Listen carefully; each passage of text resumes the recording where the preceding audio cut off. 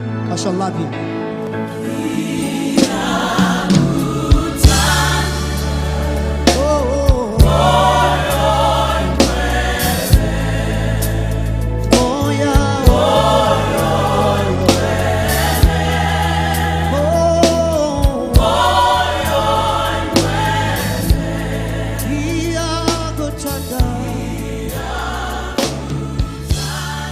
Israël va sortir d'Égypte, vous connaissez l'histoire. Israël va traverser la mer Rouge, Israël va arriver aux eaux de Mara. Ils vont boire de l'eau, mais Dieu ne permettra pas qu'Israël reste à Mara. C'est le deuxième chapitre. Ils vont arriver dans un autre lieu où il y a 12 points de puits, à 70 palmiers. Dieu va demander qu'on marque une pause là. C'est là que la manne va arriver et tout. Et Israël va commencer certaines choses. Et ils vont arriver à ce point précis de Nombre 14, verset 34, où Dieu va prendre une décision concernant Israël. Alléluia. Gloire à Jésus. Parce que Israël va visiter Canaan. Et quand Israël revient de cette visite, Israël va dire, trouvons-nous un chef pour retourner en Égypte. Alléluia. Amen, amen. Israël a fait le veau d'or. Dieu n'a pas abandonné Israël. Gloire à Jésus. Il a fait le veau d'or. Ce n'était pas normal. Ce n'est pas normal qu'on retourne à l'idolâtrie. Gloire à Jésus. Le veau, quand Israël demande un Dieu, parce que Moïse, on ne sait pas où il est passé, automatiquement, Aaron, il a passé toute sa vie en Égypte. Il s'est inspiré de l'un des dieux égyptiens, notamment Hapi, qui était représenté par un taureau, et il fait un veau. Il dit, Israël, voici ton Dieu qui t'a fait sortir d'Égypte. Amen. Mais il ne dit pas que ce Dieu-là va faire retourner Israël en Égypte. Pour eux, Moïse n'est plus visible, donc Dieu et son Moïse ont disparu. Trouvons-nous quelqu'un d'autre qui va nous conduire à la destination que Dieu a déjà dit. Alléluia. Amen, amen. C'est pourquoi là, Dieu n'abandonne pas Israël. Mais ici, ils disent, trouvons-nous un guide, un leader qui va nous ramener en Égypte. Alléluia. Donc, voyez-vous que là, Israël vient donner pratiquement dos à Dieu. Alléluia. Ça, c'est l'un des dangers. Israël donne dos à Dieu. Et après cette décision, Dieu prend lui aussi une décision, celle de condamner Israël à l'errance. À partir de maintenant, vous allez errer. Errer jusqu'à ce que vous tous, vous disparaissez de ma vue. Alléluia. Vous allez errer. Et non seulement vous allez errer, mais ma présence ne sera plus avec vous. Alléluia. Quand quelqu'un commence à errer, c'est qu'il n'a plus la direction de Dieu. La présence de Dieu n'est plus avec cette personne. Donc désormais, il va ça et là, faisant ce qu'il voit, faisant ce qu'il pense qu'il peut faire pour se retrouver. Alléluia. Amen. Et la vie devient maintenant compliquée et même amère. Alléluia. Donc Israël est privé de la présence du Seigneur dans cette errance. Alléluia. Regardez ce peuple qui avait une destination dorée. Le peuple avait une destination dorée. Canaan, Dieu a fait la description de Canaan. On sait ce qui se trouve à Canaan. Et ce peuple qui avait une destination dorée ne sait plus maintenant où aller. Ce peuple est maintenant voué à la nomadise. Gloire à Jésus. S'installer là où il y a à boire et à manger jusqu'au prochain départ. Dommage. Alléluia. Aujourd'hui, il y a beaucoup de jeunes gens, beaucoup de jeunes femmes appelées au ministère avec un avenir promoteur. Quand les hommes de Dieu décrivent ce que Dieu leur montre par rapport à cette personne, chacun de nous ou chacun de vous a envie d'être cette personne-là. Gloire à Jésus.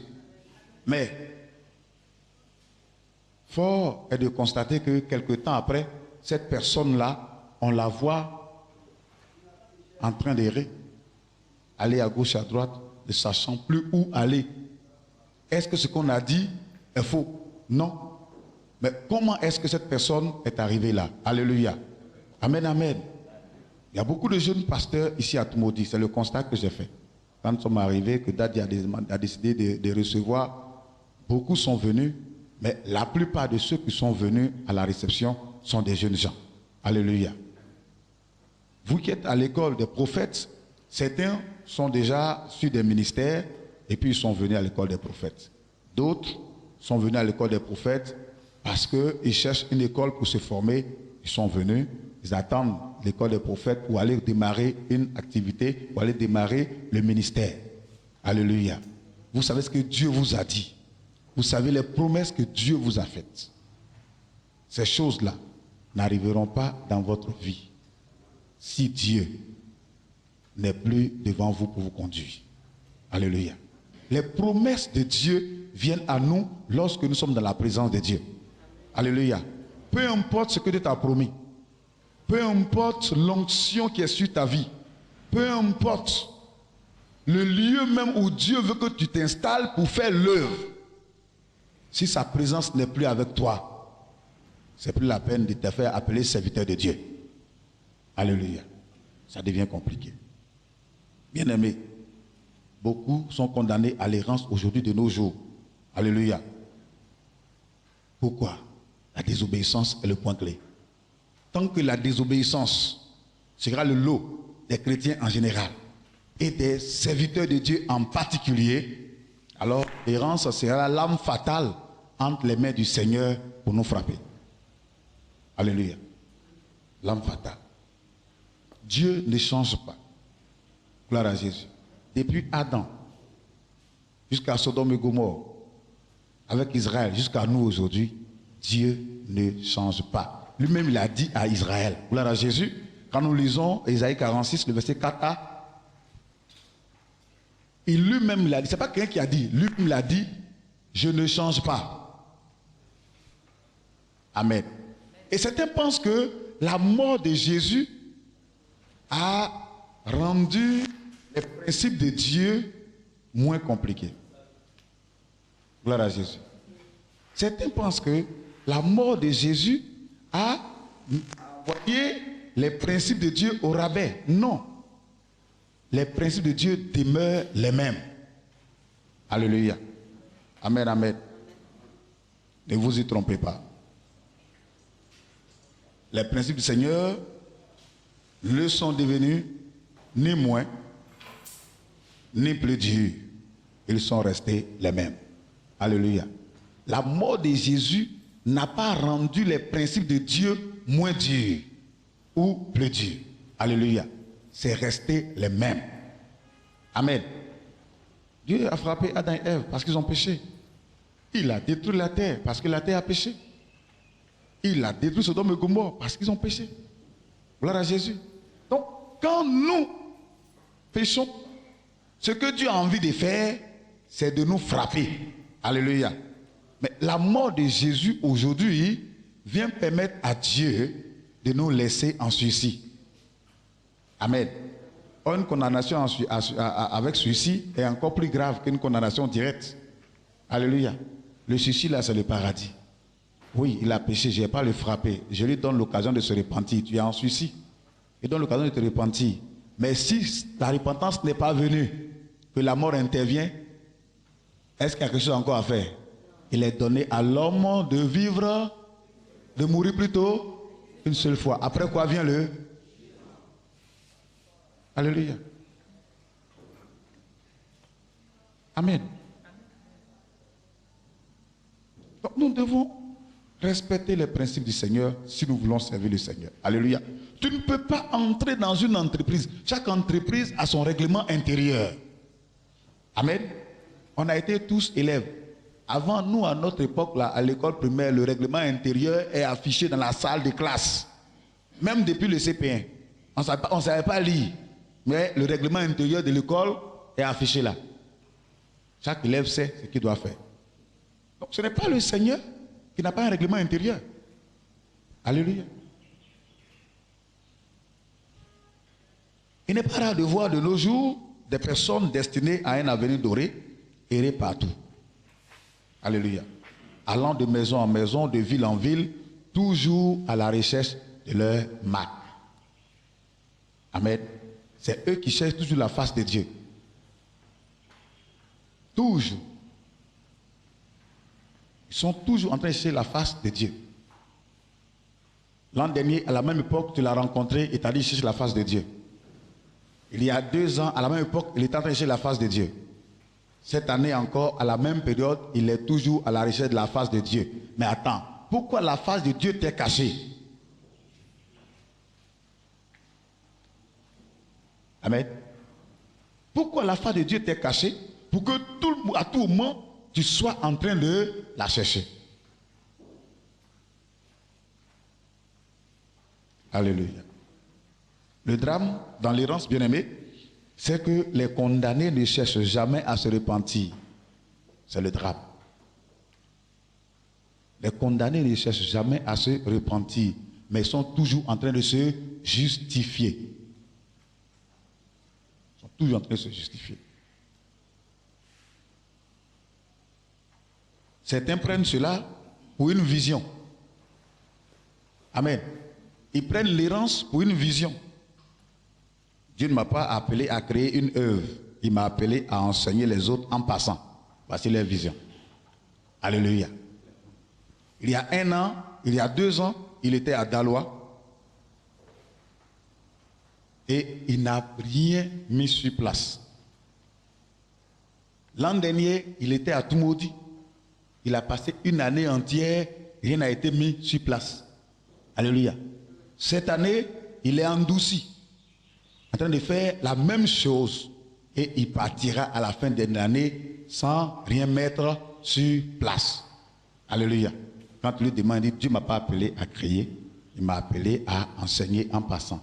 Attends, tu vas enseigner qui? Alléluia. Alors, ils confondent le ministère itinérant et la nomadise. Ce n'est pas la même chose. Dis à ton voisin, ne confonds pas la nomadise au ministère itinérant. Dis-lui ça.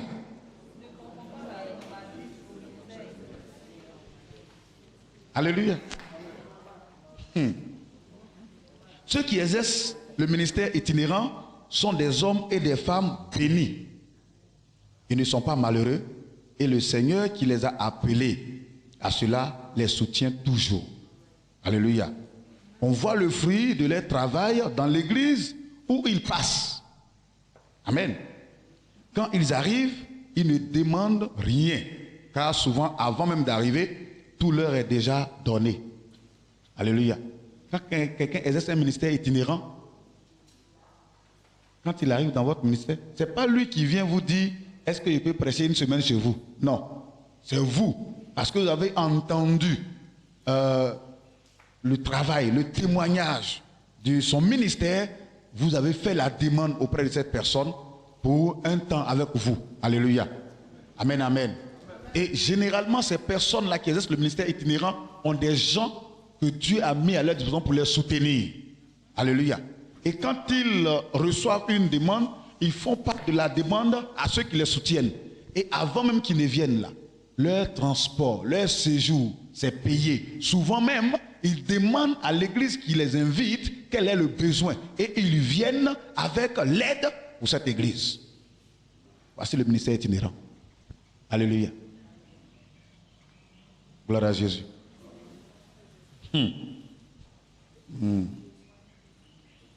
Quand ils arrivent, ils ne demandent rien. Alléluia. Et c'est souvent eux-mêmes, au contraire, qui viennent en aide aux assemblées, qui les reçoivent. Ils ne quémandent pas la prédication là où ils arrivent. Ils ne quémandent pas la prédication là où ils arrivent. Alléluia. Quant à l'errant, il vient supplier pour avoir un temps de prédication. Et la plupart du temps, il arrive avec un lot de problèmes à résoudre. Alléluia. Il arrive avec un lot de problèmes à résoudre. Homme frère, je ne peux pas intervenir chez toi la semaine dernière, la semaine prochaine. Quand il arrive, bon, je vais, la maison là, ça a doublé deux mois quoi. À la maison, bon, actuellement, il n'y a rien à manger. Voilà. il n'y a rien à manger et tout ça. Est-ce que. Donc, la prédication qu'il est venu faire là, en fait, il est venu faire trécler. Amen. Tu connais trécler là? Alors, il est venu faire trécler. C'est comme travail journalier plutôt. À la fin de la journée, il doit être payé pour répartir. Gloire à Jésus. Amen, amen. Bien-aimés, soyons sérieux. Le Seigneur est appelé à un ministère itinérant sans prendre soin de vous. Alléluia. Pas vous appeler à cela sans prendre soin de vous. L'ouvrier mérite son salaire. Est-ce que tu sais que là où tu es assis, à tout le monde ici, tu as appelé le propriétaire qui te réclame. Et puis ils t'ont attaché. Je vais ouvrir une parenthèse. C'est-à-dire, hier, je suis entré à 3h30, j'avais mal à la tête. Quand je suis allé me coucher, j'ai dit, tu vas venir, je vais rendre le témoin, puis je vais partir avec toi. Je suis allé me coucher. Il y a un gros camion qui est rempli de militaires. Et puis il y avait des gens qui avaient attrapé des personnes. Et puis on a mis le code sur le cou, comme esclavage là. Puis ils se sont attrapés, puis ils battent comme ça. Maintenant le gros camion venait, ceux qui conduisaient, c'était des militaires. Mais je ne sais pas qui était dans l'arrière du camion. Donc quand ils sont arrivés, c'était comme une expédition militaire. Donc ils sont descendus, c'est là, il a vu que tous ceux qui étaient dans le camion là, c'était des militaires. Et ils ont commencé à arroser tous ceux qui avaient attaché les gens là. Et après ça, il y a un autre camion qui est venu, lui carrément, il y a deux qui ont réussi à fuir. Et j'ai compris que c'est les deux géants que hier là, on n'avait pas terminé avec là. Ils ont commencé à fuir. Et il y a un militaire qui a pris son véhicule et il est parti comme ça. Et puis il allait la broyer les deux qui restaient là.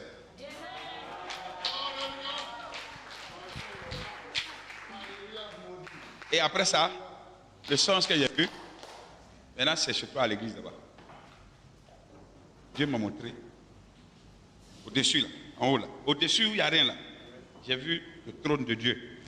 C'était vide, hein, mais j'ai vu le trône au-dessus de l'église. Et j'ai compris que le Seigneur est dans cette mission particulièrement. C'est vrai, on a fait plusieurs invasions, mais ce que Dieu m'a montré ici là, il ne m'a jamais montré ça. Donc si je suis allé dormir, il ne faut pas te fâcher, Dieu voulait me donner une révélation, c'est pour ça que je suis allé dormir.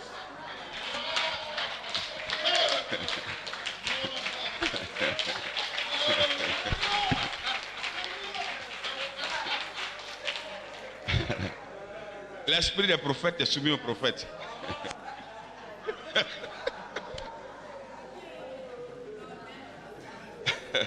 Alléluia. Alléluia. Voyez, je disais un jour aux étudiants, la dimension de la corde avec laquelle l'anneau a été attaché définissait le territoire d'épanouissement de l'anneau. Il ne pouvait pas aller au-delà. S'il force, il va s'étrangler. Et aujourd'hui, beaucoup de pasteurs sont dans cette dimension-là. C'est-à-dire, il y a des niveaux là qu'ils ne peuvent pas atteindre tant que Jésus ne leur donne pas. C'est-à-dire, il fait jusqu'à, mais il est bloqué. Il fait jusqu'à, il est bloqué. Le gars, il est lié. C'est pour ça qu'il a dit, allez-y dire, Jésus en a besoin. Il n'a pas dit, allez couper la corde. Il dit, allez dire, Jésus en a besoin. C'est eux-mêmes qui vont détacher. Vous savez, quand tu as l'onction là, l'ennemi travaille pour toi. Quand tu n'as pas l'onction là, tu transpires beaucoup. C'est pour ça que je viens de te dire, mon frère, toi qui sais à tout maudit ou à l'intérieur, tu n'as pas besoin d'autre chose que de l'onction. Parce que, je te dis la vérité, l'ennemi respecte ceux qui sont loin. Parce que ceux qui sont loin, quand tu veux t'attaquer à eux, eux ils n'ont rien à dire, c'est le ciel qui travaille pour eux. On dit Isaac creuse un puits, on le chasse. On remblait le puits, on met le caillou, brique, tout ça. Il ne s'est jamais plaint, parce qu'il sait ce qu'il transporte. Il va encore ici. Quand il creuse un puits, il y a l'eau, on vient, on met. Les ennemis là, ils mettent. Au troisième puits là, on dit qu'il n'y avait plus personne pour mettre. Et c'était là son Rehoboth. Alléluia. Après ce passage-là, tu seras Rehoboth au nom de Jésus. Tu seras Rehoboth au nom de Jésus.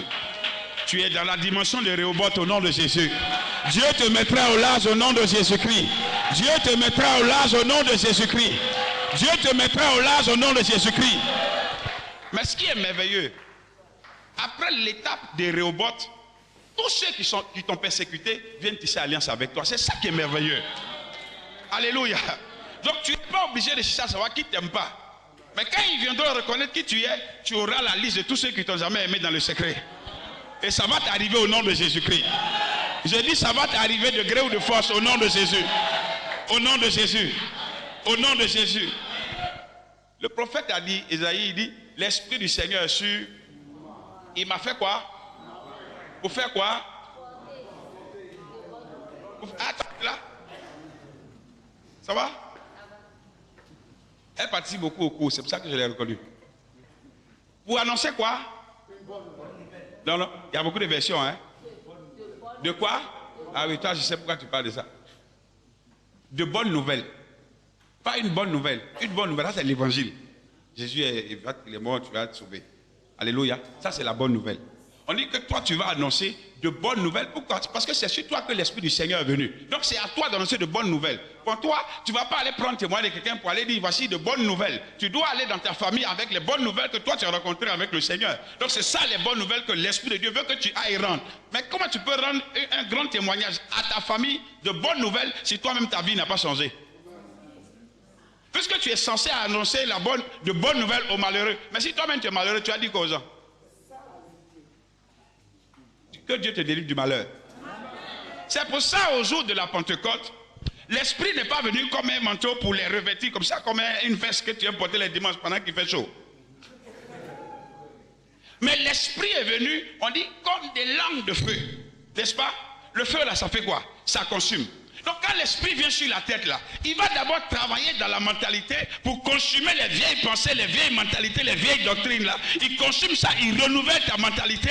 Et puis quand il continue, il vient quoi? Il affecte tes yeux et tu as une vision prophétique. Il affecte ta bouche et tu as un langage prophétique. Il débouche son entendement, tu entends la voix de Dieu et il vient maintenant et le corps est en mouvement. Donc l'action de l'Esprit finit dans les pieds et c'est les pieds qui vont là où l'Esprit veut. Alléluia. Donc bien aimé, quand tu ne marches pas dans l'onction du Saint-Esprit, tu fais beaucoup d'efforts avec peu de résultats. Mais quand tu marches avec l'onction, l'onction travaille pour toi. Je disais tout à l'heure à des pasteurs, en 2002, je suis allé quelque part et ma maman, ma mère spirituelle, elle a pris le micro. On est venu comme Daddy là, il y avait du monde. On était au moins 5 de ses fils spirituels. Elle dit, j'ai un fils. Lui, quand il prend le micro, l'onction là, elle a parlé, on est 5, on ne sait pas de qui elle parle.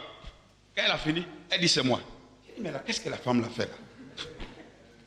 Je prends, je ne sais pas ce que je vais dire. Mais l'onction est là. Et puis le Saint-Esprit me donne un passage. Quand je finis là, je vous dis, dans la salle, le pasteur lui-même, sa femme, sont en train de se chercher, les têtes sont dans les paniers, les pieds sont quelque part. Mais il y a une fille dans la salle là qui veut mettre un terminus à mon ministère. J'ai dit feu. C'est comme si je n'ai rien fait. J'ai dit ça. Et puis il vient un coup de poing. Je recule, on ne sait jamais, parce que le coup de poing des démons, on ne sait jamais quoi c'est. Donc je recule. Et puis on n'était pas gros comme ça, on était très mince. Alléluia. Voilà, mais l'onction donne à manger, donc j'ai grossi. Alléluia. Il y a donné un secret. Hein. Pasteur, si tu as 20 fidèles là, pas les gêner prier pour les 20 là. Tu sais pourquoi? C'est eux qui donnent à manger. Ceux que j'ai pris quand ils étaient en terminale, en première année, même en seconde, aujourd'hui là quand même ça fait 15 ans. Alléluia. Il y a diplôme dedans. Et ils sont devenus ça. À ton avis, l'argent va être orienté vers qui? Donc justement, c'est pour ça que j'ai pris du poids. Et je ne mange pas de l'argent que je ne dois pas manger. Ce que je mange là, c'est moi seul qui dois manger ça parce que j'ai payé le prix. Alléluia. Arrête d'être jaloux des autres. Va chercher l'onction. L'onction donne à manger. Quand tu es loin là, bien aimé, tu ne te déplaces pas, les gens se déplacent. Quand tu es loin, tu n'es pas obligé de faire les grandes affiches. Tu as renommé là-bas. Et puis on dit, il y a un gars là-bas. Hein. Quand le gars il vient, puis il est au courant. Alléluia. Voilà, il ne s'agit pas de coups de tenue pour effrayer le peuple.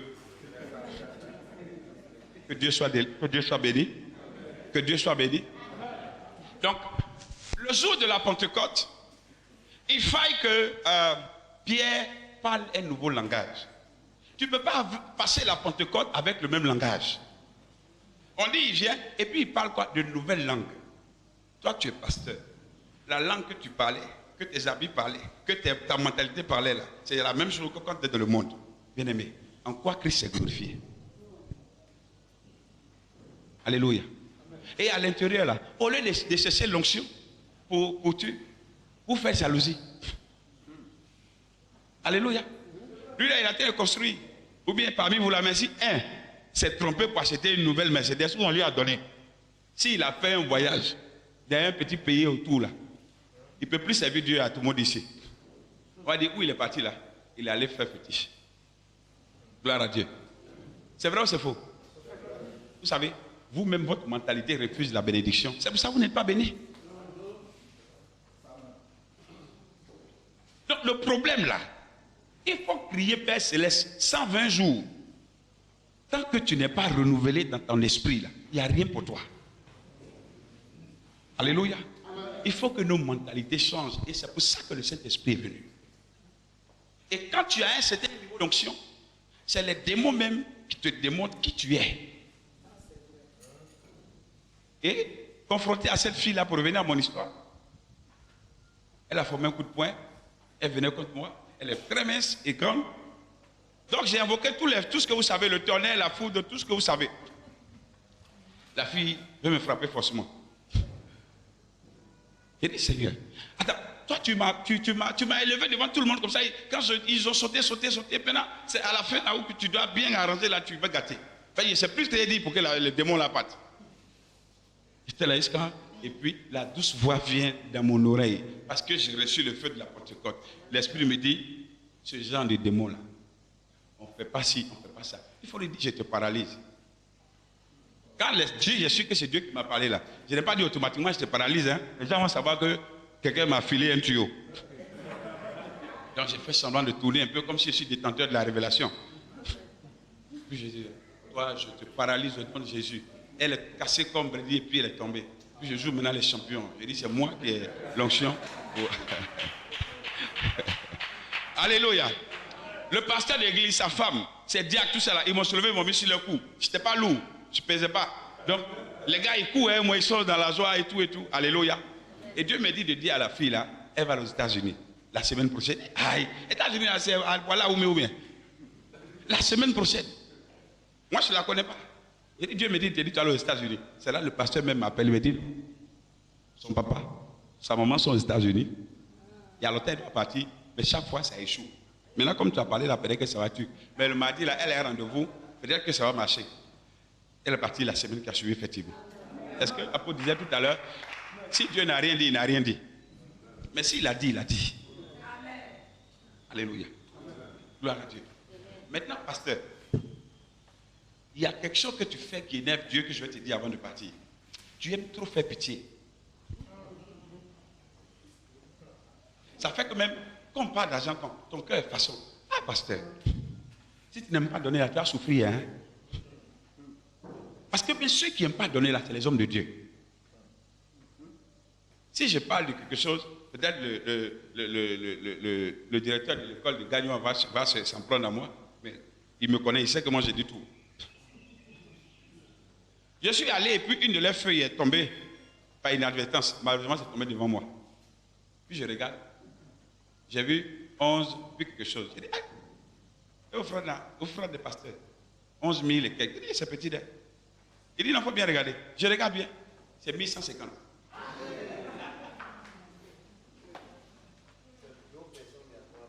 Non, 17 personnes. Chacun a donné, il y en a qui donnent 35 francs, d'autres 40 francs, d'autres.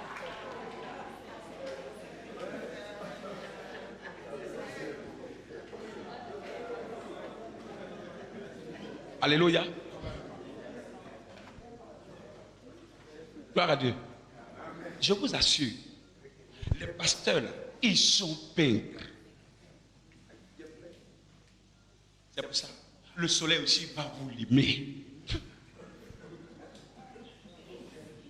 Alléluia. C'est ce que vous faites là. Moi particulièrement, c'est ce que je fais.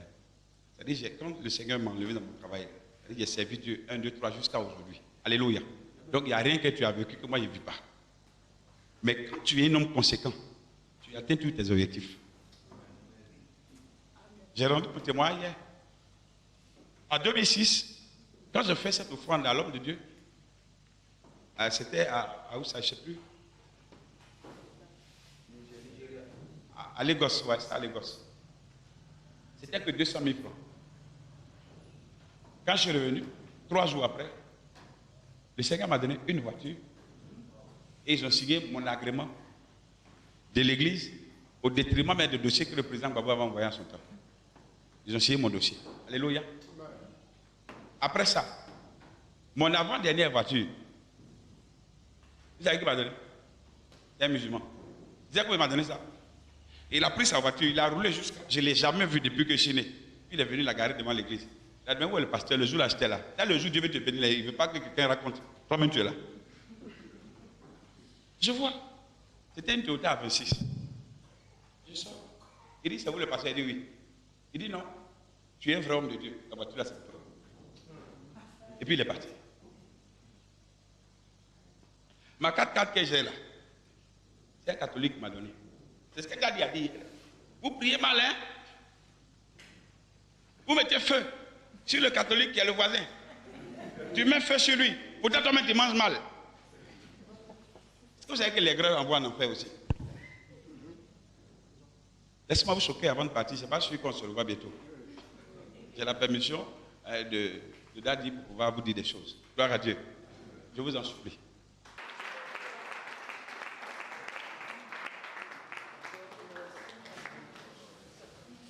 Est-ce que tu peux acclamer plus fort que ça?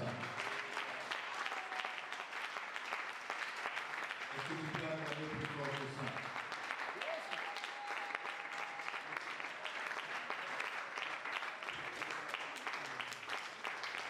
Amen. Que le Seigneur vous bénisse. Papa et moi, nous étions à Bénéville pour l'invasion apostolique. Et j'ai été vraiment surpris à la manière dont Dieu opère à ce programme-là. J'ai vu Bénéville, ça m'a encore émerveillé. Quand on a fini la semaine qui suivait, j'étais obligé d'aller au Ghana pour organiser des funérailles internationales, quoi. Voilà. Et dès que je reviens, je vois que Bénéville est en train de subir une transformation. La voie principale, je me suis pris un jour en allant au temple, les gens sont là, il y a les matériaux qui sont là, et les ouvriers sont là. Mais que se passe-t-il ici? Donc j'ai dormi à l'église et je voulais faire comme d'habitude, venir à 6 h, rentrer à 6 h. Lorsque j'ai de rentrer à 6 h, d'abord pour avoir un baka c'est difficile. Quand j'ai trouvé un baka, j'arrive à la maison à 9 h. Embouteillage. Alléluia. Amen. Et il se passe depuis le temps, mais vous voyez ce qu'on est Bénéville, de la montée, et fait que c'est jusqu'à Bénéville, la voie en train d'être agrandie. Hein? Ma fille est là, avec moi. La voie en train d'être agrandie. Le goudron a été lavé, vous pouvez changer. Toute la voie est en train d'être éclairée. Alléluia. Amen. Alléluia. Amen. Tu peux comprendre comment Dieu réagit rapidement. Amen. C'est vrai, quelqu'un est en train de dire, mais maman, Madame Ouattara va inaugurer son hôpital, pour cela elle est en train d'aller à Bénéville. Il dit, c'est vrai.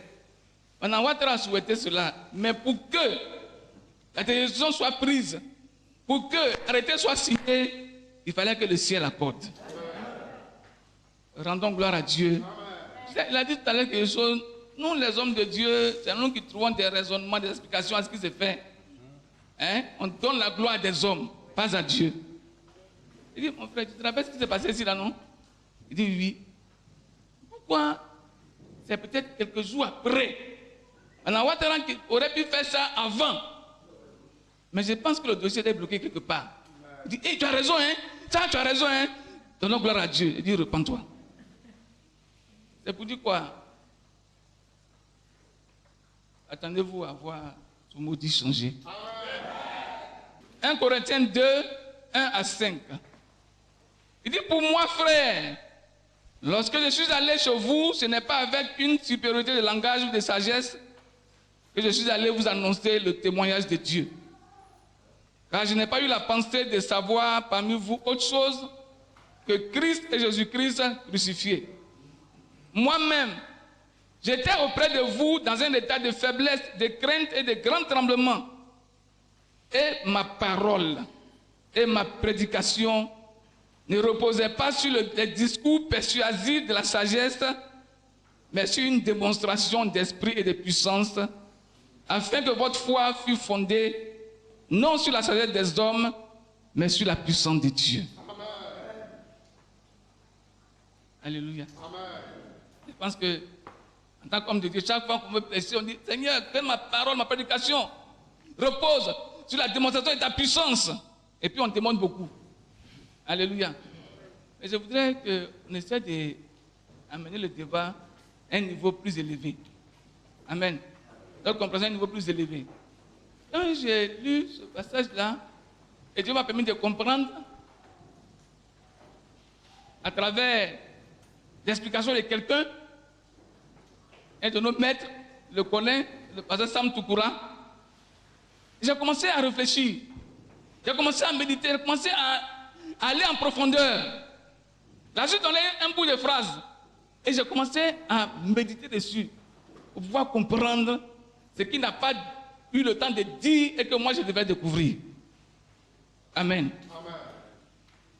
Il dit, et ma parole, dis-moi, et ma parole, et ma prédication ne reposait pas sur les discours persuasifs de la sagesse, mais sur une démonstration d'esprit et de puissance, afin que votre foi fût fondée non sur la sagesse des hommes, mais sur la puissance de Dieu.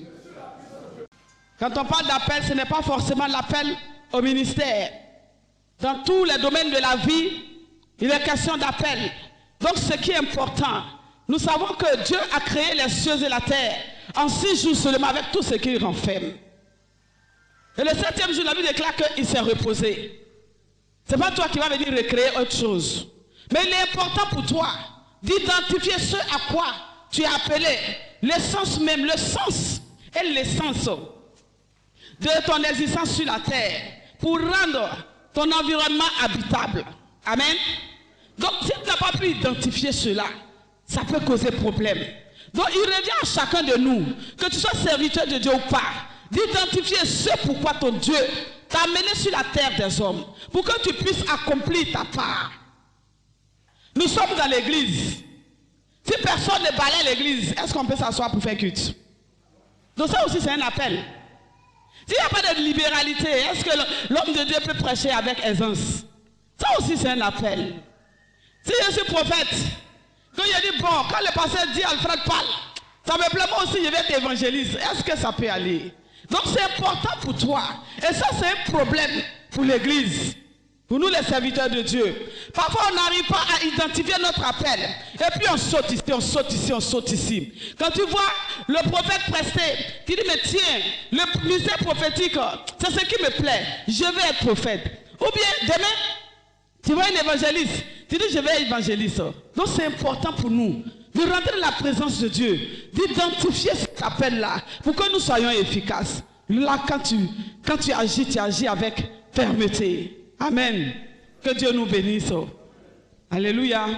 Donc je vais intervenir sur 3 lois principales.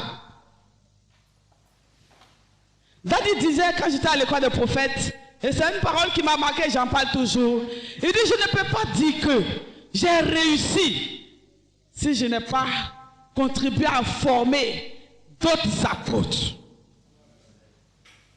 Le problème qu'on a, c'est la concurrence qui nous fatigue. On pense que l'œuvre de Dieu, c'est un champ de concurrence. Le père concurrence les enfants. Tant que moi, je ne suis pas arrivé ici, aucun de mes enfants ne doit arriver là. Non, tu as échoué. Tu as échoué. Je suis fier d'être la fille de cet homme. Parce qu'il veut te former. Il te forme de sorte que il veut que tu le dépasses lui-même. C'est-à-dire qu'il loue son cœur et il te donne tout. De sorte que quand il t'envoie, il y a ce lien de confiance-là qui est établi. Donc quand il t'envoie, lui aussi il a confiance. Et il sait que tu vas valablement le représenter. Parce qu'il a pris le temps de s'investir en toi. Tant qu'il n'y a pas cette confiance, ce sera compliqué. Donc la première loi dont je vais vous parler, c'est la loi de la reproduction. Tu es un serviteur de Dieu, tu es un leader d'église. Il faut savoir que si tu n'étais pas reproduit, tu vas mourir jeune. Est-ce qu'à toi seul tu peux faire l'œuvre? Tu ne peux pas. Tu ne peux pas être dans le groupe d'intercession. Tu vas être encore en train d'organiser le voyage. Et puis tu vas venir, ça fait 3 jours qu'on est là. Supposons que Daddy était seul. Il va se mettre là le matin jusqu'au soir. Lui seul. La nuit encore, il est là. Attends, est-ce que l'esprit est bien disposé, mais la chair est faible. Quand la chair prend un coup, la chair va s'exprimer. Et la chair va imposer son règne à l'esprit. Donc il est pas important qu'on se ménage. La moisson est grande, mais il y a peu d'ouvriers. Alléluia. Donc si tu es un leader, que tu es dans cet esprit de concurrence encore, j'ai dit, va t'asseoir au pied des maîtres pour apprendre. Et ça nous manque. Le problème, si tu n'as pas été bâti, tu ne peux pas bâtir quelqu'un. Donc il est important que nos mentalités changent. Donc je vais parler de la loi de la reproduction. Et nous allons lire Genèse chapitre 1, verset 28. La personne qui a trouvé fait la lecture. Genèse 1, 28. Dieu les bénit. Quelqu'un dit, je suis béni. Et leur dit, soyez féconds, multipliez et remplissez la terre et la sujettissez. Et dominez sur les poissons, les oiseaux du ciel et sur tout animal qui se meut sur la terre. Ça veut dire que la domination ne viendra que lorsqu'on se sera reproduit. Nous sommes dans les quartiers. Parfois tu viens, moi ils sont au 4e étage. Tu viens les bagages. Ça va que c'est les camarades de tes enfants qui courent. Ils viennent, ah maman, bon, si tu n'as pas d'enfant là, c'est compliqué. Je parle aux mamans, je parle au papa. Si il ne se reconnaît pas en ton enfant, il te regarde passer. Mais quelqu'un va courir parce que tiens, c'est la maman de ma camarade, c'est la maman de mon camarade. Est-ce que vous voyez un peu? Donc la loi de la reproduction, c'est une loi qui est très indispensable. Donc dans l'œuvre de Dieu, on a besoin de se reproduire. Ça veut dire qu'on prend du temps pour s'investir dans ce que Dieu nous a donné. Ce n'est pas une concurrence. Si tu veux réfléchir avec cette mentalité, tu seras seul. Mais si tu es seul, tu n'auras pas de portée. Amen. On a été formés. Aujourd'hui, l'homme de Dieu, il a pris de l'âge. On dit, il y a une école à Gagnon, il y a une école à Daloa, mais qui va là-bas? C'est lui seul. Il devait faire tout ça là. Vraiment, je ne pense pas qu'il a dit, mais les gens ne m'aiment pas. Alléluia. Alléluia. Que Dieu nous bénisse. Donc, quand on parle de reproduction, c'est synonyme de répétition. Répétition. C'est synonyme d'imitation. C'est synonyme de transport. L'école des prophètes est à Abidjan. Aujourd'hui, l'école des prophètes est à Gagnoa. L'école des prophètes est à Daloa. Par cette reproduction, on a transporté. Parce que Daddy ne s'est pas assis pour dire moi seul je suffis. J'ai le monopole de la connaissance. Et je dois garder cette connaissance-là pour moi seul. Il a accepté de reproduire des petits Daddy comme lui. Alléluia. Des Daddy Tom. Et l'école fonctionne à Abidjan. À un moment donné, pendant la SIPA ou pendant les évasions apostoliques, les hommes de Dieu voient le besoin de rapprocher cette école-là d'eux-mêmes. Mais s'il n'y a pas de personnes ressources, est-ce que ça peut marcher? Non. dont l'école a dû se transporter. Parce qu'il y a quelque chose qui a été semé dans la vie des hommes et des femmes, qui côtoie la vie du prophète tous les jours. Donc, l'école a été transportée à Daloa et à Gagnoa. Je ne sais pas vos attentes. Alléluia. Amen. Dans l'acclame le Seigneur. Déborah la prophétesse. Voici une femme. Au moment où personne ne considérait la femme en Israël, Dieu va susciter une femme. C'est le temps des juges.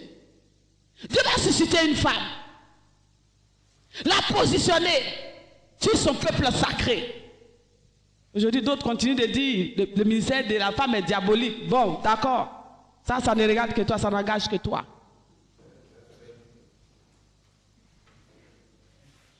On a vu un couple, Déborah et Barak. Je ne sais pas dans quel état d'esprit Barak travaillait avec Déborah. Ça veut dire qu'il était avec Déborah, mais il n'épousait pas trop la vision de Déborah. De sorte que la prophétesse, elle a joué son rôle. Elle était à son poste. La Bible déclare qu'elle était assise sous le palmier de Déborah. Parce qu'elle était à son poste. La révélation est revenue. Elle a reçu parce qu'elle était à son poste. Elle est sortie de l'hôtel. Elle est venue dire au chef d'état-major, aujourd'hui là, c'est pour toi. J'ai fait mon rôle. C'est ton rôle à toi que tu dois jouer. Lève-toi et va. Mais puisque Barak, il n'était pas dans la même vision que Déborah. Il dit, Déborah, je sais que tu es prophétesse, tu es servante de l'Éternel. Je sais que Dieu te parle. Mais ta prophétie, ça là, vraiment, je ne suis pas prête. Si tu ne vas pas sur le champ de bataille avec moi, je n'irai pas. Chacun a son rôle. Tu veux qu'elle quitte son poste pour aller à toi ton poste. Déborah va tout faire. Barak dit, j'ai dit, si tu ne bouges pas, je ne vais pas bouger. Elle dit ok, elle dit ok, je vais partir avec toi. Mais c'est une femme qui va avoir la gloire. Alléluia. Acclamez les femmes. La Bible dit quoi? Que Déborah, quand elle était assise sous son palmier de Déborah, les gens venaient, les hommes venaient, les femmes venaient, les enfants venaient. Elle les jugeait, elle les instruisait, elle les formait. Alléluia. Et la formation, c'est important. Tu n'étais pas connecté à quelqu'un. Comment il peut te communiquer son savoir? Comment il peut te transférer son onction? Comment il peut te donner quelque chose? Parce que les gens, de cette manière-là, se connectaient à Déborah. Alors, Déborah les a enseignés. Il y a eu la loi de la connexion. Et puis, il y a eu la loi du transfert. Elle a transféré son audace. Elle a transféré son courage. Elle a transféré sa vie de consécration à des femmes. Et Déborah va se reproduire dans les femmes en Israël. Et c'est une femme dont on ignorait le nom parce qu'elle était dans le secret, elle était dans le calme. Et personne ne la considérait, mais elle savait ce qu'elle faisait. Elle a compris qu'il y avait des lois. Quand on parle de loi, c'est quelque chose qu'on ne peut pas changer comme ça. C'est quelque chose, quand c'est établi, c'est établi. Il n'y a pas de demi-mesure. Donc, peut-être de loin, dans le secret, elle s'est connectée. Elle a compris qu'il y avait une loi de la connexion. Donc, elle s'est connectée à Déborah. Elle savait qu'en se connectant, il y aurait quelque chose, un transfert. Et elle s'est assise patiemment. Quand Déborah enseignait, elle prenait ce qu'elle avait de prendre. Elle recevait. Et quelque chose s'est passé de sa femme ville, de son état de femme ville sans importance. Quelque chose s'est passé. Déborah s'est reproduit dans cette femme. De sorte que l'épouse est le chef d'état-major qui devait tuer Sisera. C'est une femme du nom de Jaël en Israël qui va tuer. Est-ce que la femme n'a pas eu la gloire? C'est important pour toi d'être dans la vision. Galate dit, il ne fait exception de personne. Il n'y a plus ni homme ni femme. Alléluia. Elle a compris ça. Là où les hommes ont démissionné, la femme dit, mais tiens, cette femme, non. J'ai de l'admiration pour elle, je vais être comme elle. Alléluia. La loi du transfert. On a vu Paul et ses enfants spirituels. Il dit, prends les jeunes, forme les jeunes, prends les anciens, prends les diacres Il a donné des instructions à ses enfants spirituels. Parce qu'il savait que lui, Paul seul, le champ missionnaire était assez vaste. Tantôt il est à Corinthe, tantôt il est à Éphèse, tantôt il est à Galatie. Est-ce que lui seul, il pouvait faire tout ça? Donc quand il va quelque part, il se reproduit. Il laisse des petits Paul. Et puis il avance. Il arrive en Éphèse. Il laisse des petits Paul là-bas aussi. Et puis le royaume a commencé à croître. Ça ne sert à rien de multiplier les champs missionnaires si tu n'as pas pris le temps de t'investir dans ceux-là même que Dieu t'a donné. Si tu n'as pas pris le temps de former les gens. Le problème c'est ça. On ne s'investit pas dans les gens. Ça veut dire quoi? Vous êtes ensemble. Il a sa vision. Il n'a pas réussi à changer son caractère. Il n'a pas réussi à le travailler au corps. Il n'a pas réussi à te connecter à lui réellement. Pour lui transférer des choses. Pour te reproduire en lui. De sorte que quand tu le regardes, tu dis ouais, moi-même je suis fier. Ça, c'est un petit daddy. Alléluia. Est-ce que tu peux acclamer le Seigneur? Amen. Veuillez vous asseoir. Ça va? On continue ou on arrête? Moi, je suis fatigué. Et Jésus-Christ de Nazareth. Oh, son nom est grand, son nom est puissant, son nom est glorieux, son nom fait tomber les montagnes, son nom enlève les écailles des yeux. Il est le Dieu souverain. Oh, il est bon d'être dans sa présence. Jésus est son nom. Alléluia. Est-ce qu'on peut s'asseoir dans le nom puissant de Jésus-Christ de Nazareth? Alors, ce soir, je voudrais saluer la présence du Père et saluer la présence de l'équipe, saluer la présence de tous les pasteurs de Toumoudi. Nous vous aimons au nom de Jésus et saluer tout le peuple de Dieu. Et cet après-midi, je voudrais parler de nos fondements. C'est un peu bizarre, hein? Fondement, c'est quoi? Aujourd'hui, nous sommes devenus chrétiens. Il y a longtemps, nous avons donné notre vie à Jésus. Mais il s'avère que rien ne va dans notre vie. On se pose beaucoup de questions. Mais qu'est-ce que c'est? Pourquoi? Mais je donnais ma vie à Jésus. On dit de faire délivrance. J'ai fait délivrance. Mais rien ne va. Le mari que j'attends ne vient pas. J'ai prié jusqu'à... Tous mes cheveux sont devenus blancs. Mes amis, quelque chose ne va pas. Alléluia. Donc on est là, on est perturbé et il y a beaucoup qui ont commencé à trouver des raccourcis pour aller marier un musulman. Parce que si Dieu n'a pas prévu un mari chrétien pour moi, mais j'irai prendre un mari musulman. Et donc voici, il y a des égarements. Mais la Bible dit que mon peuple périt parce qu'il lui manque la connaissance. Amen. Et le psaume 11 verset 3 qui nous dit, quand les fondements sont renversés, le juste que ferait-il? Donc nous allons savoir qu'est-ce que c'est d'abord les fondements et puis on va voir qu'est-ce qui est dans les fondements. Amen. Alors, le mot fondement vient du mot yasalt qui veut dire attacher solidement, poser fermement. C'est-à-dire, sur cette maison, avant de construire cette maison, nous avons posé un background, c'est-à-dire le soubassement, et c'est ce qui permet à cet édifice de pouvoir être solide, n'est-ce pas? Et de se tenir, lorsqu'il y a des vents et marées, cette maison ne peut pas s'écrouler. Amen. Il est ainsi pour l'homme. Lorsque votre background n'est pas solide, ou bien c'est mal posé, ou bien c'est posé sur une force, c'est-à-dire un trou, finalement, quand il y a des intempéries, ça peut s'écrouler. Amen. Alors, dans la vie de l'homme, il y a 4 types de fondements. Nous allons voir les implications d'abord et ensuite la typologie. Donc, lorsque nous prenons le livre de Ézéchiel 16 à partir du verset 1, la Bible nous dit que à ta naissance, tu es du pays de Canaan. Ton père était un Amorien et ta mère une Étienne. Donc le Seigneur parlait comme ça à Jérusalem. Papa, comment vous vous appelez? Venez. Vous vous appelez Tochi. Et vous êtes d'où? Votre papa vient d'où? Votre papa vient de Yamsokro et votre maman de Gagnoua. Donc voici un bété et puis un baoulé. Et il s'appelle Tochi, n'est-ce pas? Ok, donc Tochi est égal à la somme des adorations de Yamsokro, de son village, et à la somme des adorations de Gagnoua. Amen. Donc, vous allez voir, chez les baoulés, c'est quoi?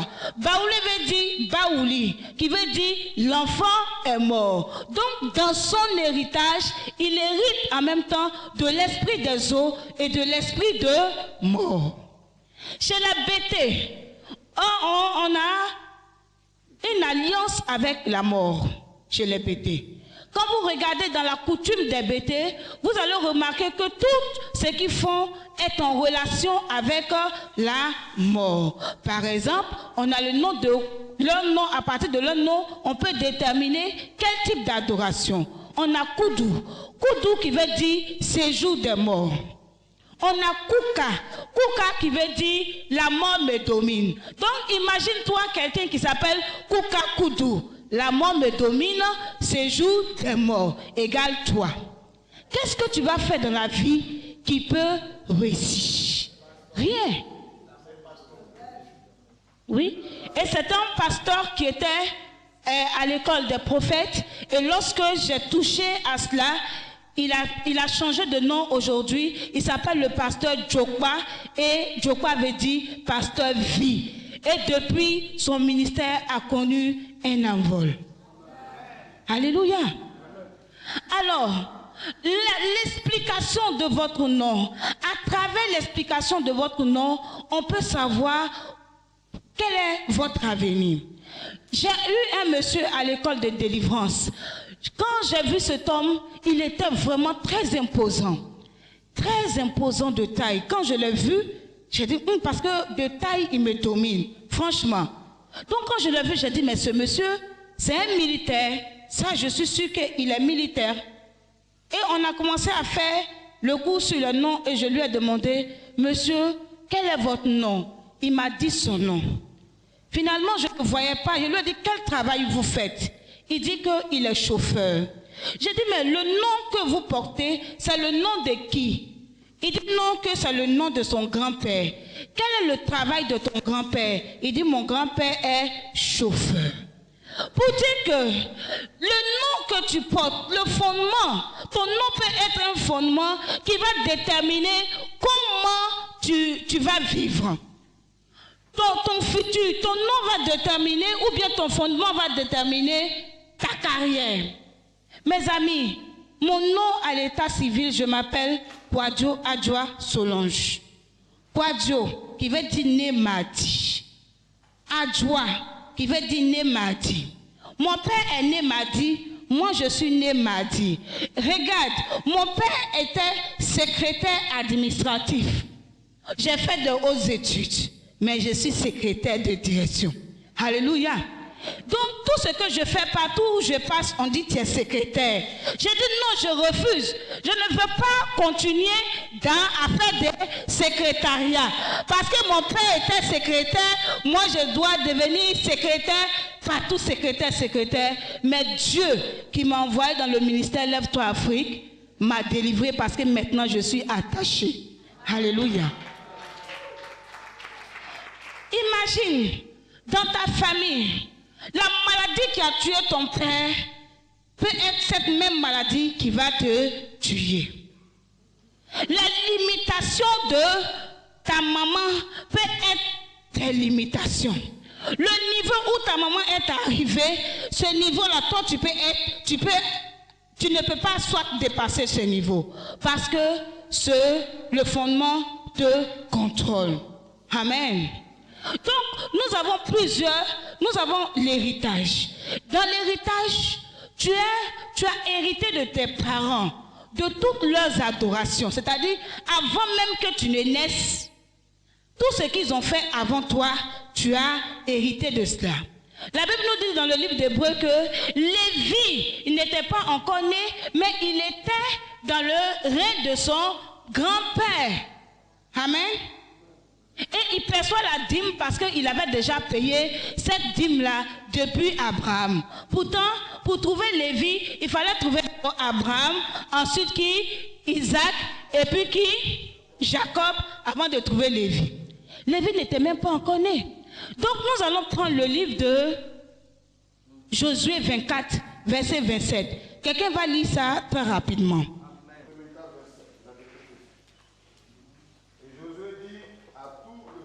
Josué dit à tout le peuple, voici cette pierre servira de témoin contre vous, contre nous. Cette pierre va servir de témoin contre qui? Car elle a entendu toutes les paroles que l'Éternel nous a dites. La pierre avait des oreilles.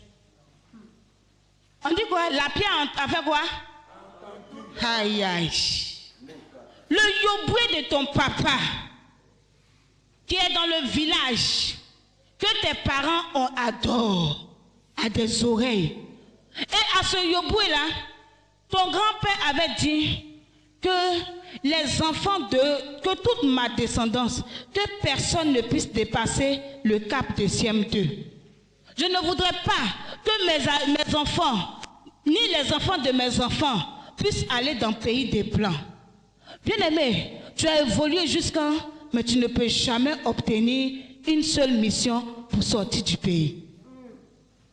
Parce que le yoboué de ta famille est témoin contre toi. C'est contre nous. Elle servira de témoin contre vous, afin que vous ne soyez pas infidèles à votre Dieu. L'arbre sous lequel il y a des adorations, où on fait des libations chaque jour, est témoin contre toi. Alléluia. La Bible dit que la terre a ouvert sa bouche pour recevoir le sang d'Abel. Et la Bible dit dans le livre de Genèse 4, verset 11, que le sang d'Abel crie de la terre jusqu'à Dieu. Dans nos villages, surtout les baoulés, on va tuer un poulet et puis on va donner ça à la terre. Assied, bladi. Assied, bladi. Et quand le poulet fait papa et il se couche sur le dos, wadio, wadio, wadio. Ah, la terre a accepté le poulet. Mais la terre est témoin contre vous. La Bible déclare dans le livre de Romains 8, verset 19, que la création attend-elle avec un ardent désir la révélation des fils de Dieu, parce que la création a été soumise à la vanité, non pas de son gré, mais de la volonté de celui qui l'y a soumise, avec l'espérance qu'elle aussi prendra part, oui, à la libération des enfants de Dieu. C'est la raison pour laquelle aujourd'hui nous sommes à Tumoti. Alléluia. Car la terre de Tumoti a besoin de la délivrance. La terre de Tumoti a besoin de la révélation des fils de Dieu.